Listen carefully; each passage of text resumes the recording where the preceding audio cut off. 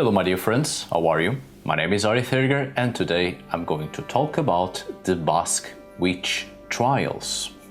I thought it would be interesting to once in a while talk about other pagan related studies. And October is the month of witches, so why not get in the mood? I do fancy witches and I know that there are a couple of modern witches watching my videos, so why not dedicate a video just to them? Also, there are certain horrible historical events that no one will ever let us forget. In schools, the media, all over bookshops, there are certain historical horrors that frankly it's getting out of hand and boring and we are all tired of the same and it's time to move on. Every year, over and over again, the same propaganda. But not enough is said about witch hunts. And if the aim is to let every new generation feel guilty about the mistakes of their ancestors, I don't see why we should let witch trials be forgotten either. So today I'm going to talk about the horrors of the church and the pain and suffering caused to European pagans and other innocents. When we seldom hear about witch hunts and trials, immediately what comes to mind is England's witch hunts under Elizabeth I and James VI of Scotland and I of England. And of course Matthew Hopkins, the man responsible for more confessions and executions for witchcraft than any other individual in English history. Quite obviously, what was going on in England during the 17th century had great influences in the New World and the British colonies, which led to the Salem witch trials in colonial Massachusetts. I'm sure you have all heard about the Salem witch trials. But what was going on in other countries? Today I'm going to focus on the witch trials of the Basque country in northern Spain in Western Pyrenees. During the early 17th century, supposedly there was a witchcraft outbreak in Spain once again. It wasn't something new, so, as previously put to practice, hundreds of people from a handful of villages were interrogated. People were charged with, unfortunately, all too familiar and predictable offenses connected to the worshipping of the devil. People were charged by having had secret meetings and performing nighttime Sabbaths, and also lascivious dances and sexual intimacy with the devil. Witches were also trialed by having had influence in other people's crimes, the physical deformities of some, and accidents in general, because everything bad that was going on was due to the mischief of witches who gathered in the hillsides to look for toads to brew their poisons, and also they would transform themselves into flies and ravens and torment people. Unfortunately, I'm not making this up. And today it might seem absolutely absurd, but people believed in this sort of stuff, and for less than that people were burnt at the stake. Many were tortured or spent an awful lot of time imprisoned in terrible conditions and starving. Those being charged would confess anything under fear and pain, to the point that even for those times there are Spanish chronicles that tells us that some of the things people had admitted doing were so improbable that many people would refuse to believe them. Even for those times, certain confessions were so unreasonable that no one of that period was capable of believing. It got to the point that people started to wonder that maybe, just maybe, it was fantasy and dreams, and that witches had done nothing of the sort. People were starting to see the bigger picture. Even members within the Spanish Inquisition, charged of overseeing the trials, in some of the accounts demonstrate skepticism. One man, named Alonso De Salazar was charged with conducting an investigation of the Basque region during a whole year. He conducted interviews with hundreds of people, those who supposedly confessed their ungodly ways, and people under suspicion of practicing witchcraft. All sorts of things were done, from exposing animals to potions said to be poisonous and produced by the witches, all the way to examining the body of those who had had sexual relations with the devil. But even Alonso De Salazar was skeptic, even though he led such a thorough investigation. Salazar's reports tells us that the potions didn't kill any of the animals. Women's virginity was still intact, and night gatherings and Sabbath's accounts were so out of this reality that Salazar concluded that the reports were false, fake, and that witches were not to be believed. So what led to the conclusion of a witchcraft outbreak in the Basque country? What was this delusion all about? In the beginning, it didn't matter, because the church was too powerful and people were charged by the fanciful excuses produced by the Spanish Inquisition and executed all the same. Because the Spanish Inquisition at some point stopped trying to deal with each individual case, and it was much more practical, killing everyone. This is very much like what happened to the Cathars in southern France, for instance. They were a Christian agnostic revival movement, and the Catholic Church decided to hunt them down and burn them at the stake. But they were too many, and it was taking too long and at great costs, so the Crusaders were sent to besiege the town of Béziers, and both Cathars and Catholics and everyone else was slaughtered, a great massacre said to be the first European genocide. The commander of this crusade, Arnaud Armandi, a Cistercian abbot, before the massacre was asked how to tell Cathars from Catholics, to which he replied, "Kill them all, the Lord will recognize his own." So this was the Catholic Church measurement of dealing with a problem. This is why, when people started to see the lies of the Spanish Inquisition in the Basque country, no one bat an eye, because they knew really well how it could all end.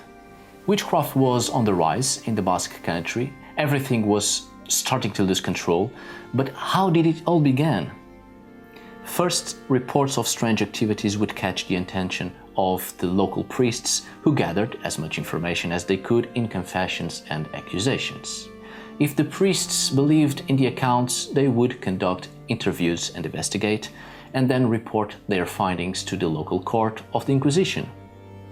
The officers of this court would call for the suspects and send them to the Inquisition's jails to begin the examination of evidences.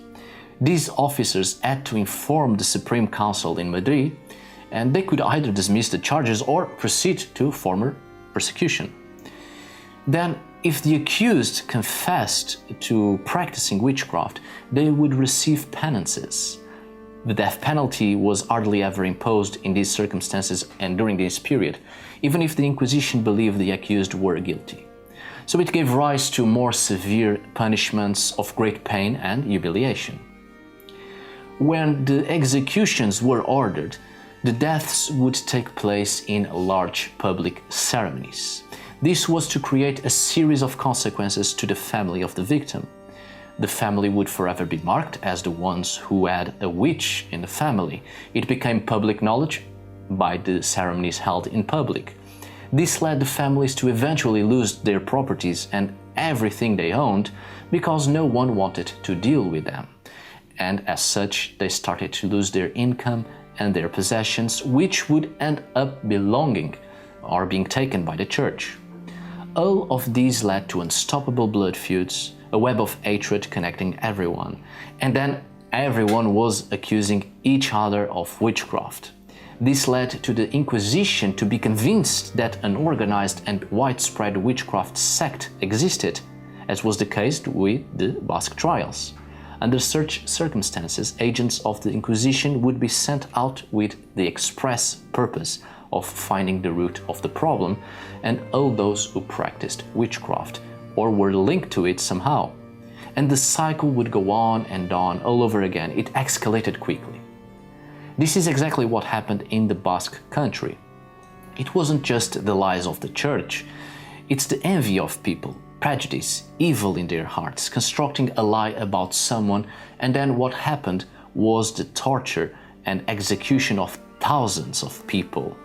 And in most cases, those who started the accusations in the first place were executed also. And this is exactly what happened, for instance, in Trier, Fulda, Bamberg and Heusberg witch trials in Germany during the same period, the 17th century. The four largest mass trials and mass executions in a scene in Europe which in some cases the entire town was executed. No one left. As previously said, even members of the Inquisition conducting the investigations found hard to believe the charges. They were skeptical, and they had reasons to be. Some of the accounts were pure gibberish. There were accounts of people having fallen asleep and were taken away into Sabbaths. No witnesses whatsoever, not even the people who slept with them in the same bed, ever saw them being taken away. There were people claiming that the devil himself took them away and mutilated them, took parts of their bodies, which wasn't the case. They either still had the parts in question, or in some accounts the lie had been pretty convincing because those body parts were indeed missing, but it so happens it was since birth and not a recent event. Salazar's reports state that he found no evidences whatsoever of witchcraft, witches, and the presence of the devil. He stated that the accused were acting out of malice and could not be trusted, and that the accused were either delusional or were caught up in the fantasies and confessed because of horrible methods used to extort their declarations. He clearly believed that a climate of fear and paranoia had been installed, and that it led to immediately believe that witchcraft was the reason behind all the misfortunes. Also, during the same time, in the French border, the same thing was happening, a witch hunt out of proportions, which added to the mood of panic. Salazar spoke against the accusations, and he did not believe in any of it. His reports were very detailed and accurate. He was very blunt and straight to the point. There were no witches nor witchcraft on the loose. It was just the power of suggestion that led people to lose their minds, and panic and paranoia was everywhere. Salazar prevented at least 1,000 people, including many children, to be executed, but people were executed all the same. Not as much as it was supposed to be conducted, but still.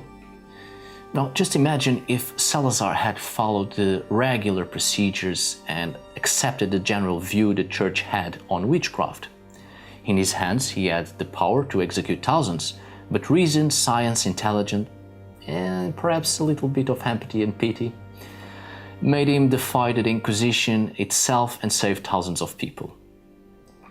But not surprisingly, his conclusions were questioned, and many within the church believed that Salazar was in fact in league with the devil, and that witchcraft in the Basque country was a real problem, and that Salazar was trying to cover it up.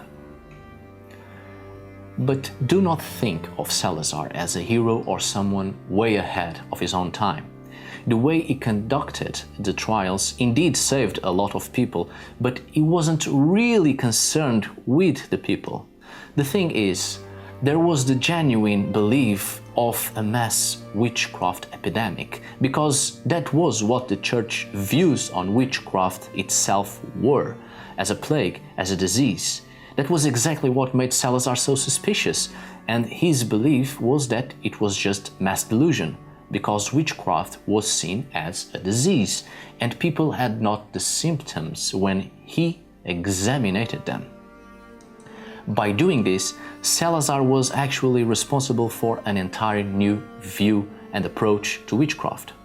Now, witchcraft wasn't seen as a disease, but as a satanically inspired and highly organized secret cult.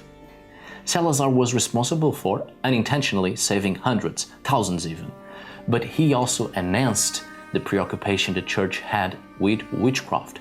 People were not ill, people were intentionally working with the devil. So now the church had enough reasons to hunt down witches at all costs, because witches didn't suffer from any disease, they were demons. Salazar wasn't questioning the fundamental notion that witchcraft existed or that it was the result of alliances with the devil. He simply concluded that it was not being practiced on a epic scale in the specific case of northern Spain. Salazar was looking for evidences of influences of the devil.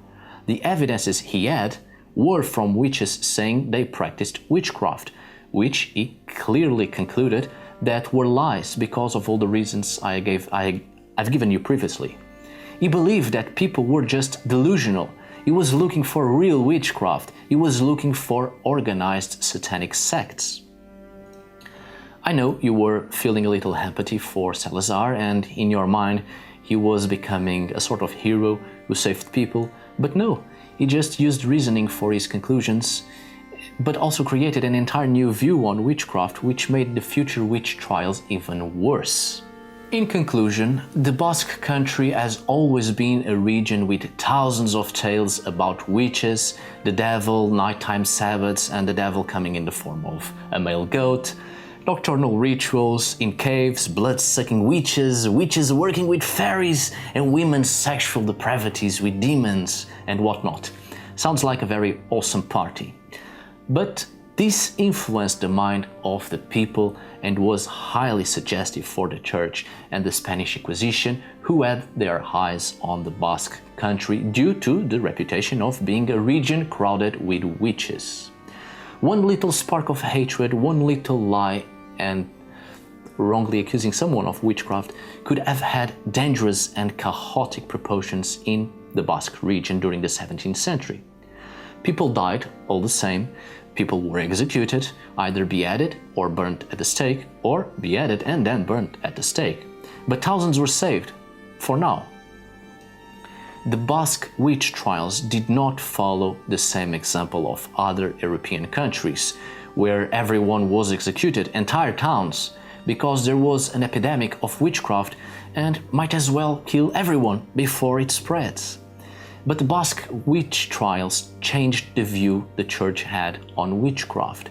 It wasn't a disease, but intentionally worshipping the devil, and now the Church had to go to the root of the problem and find those responsible of witchcraft. This made things worse, because from that moment on, witch hunts were much more fearsome, more detailed, rigorous, meticulous, and the hatred for witches was greater. Mercy was over, and the Church became relentless in their pursuit and execution of witches. The Basque Witch Trials was the largest witch hunt in history. More than 5,000 people were accused. Half were children between ages of 7 and 14. Not everyone was executed, but many were, even with the amount of skepticism within the Inquisition itself. Today, in the Basque region, people celebrate the witch past during Midsummer's Eve, with a feast by the Cave of Witches in Zugarramurdi. In many parts of the world, we celebrate Halloween and witchcraft, and it's all fun and games. But let's not forget that with the Basque witch trials, a lot changed in the perspective the Church had on witchcraft itself, and that the Basque witch trials marked a new age of witch hunts. The word spread, and most of the great witch hunt massacres came after the Basque witch trials. The witch trials of northern Spain marked a new age of violence and horrific crimes against thousands of innocents. So during this Halloween, don't forget this horrible past and honor the memory of your ancestral witches, las brujas. Alright, my dear friends, I hope you have enjoyed this video. Thank you so much for watching. See you on the next one. And as always, but today a little bit different, gracias por hoy.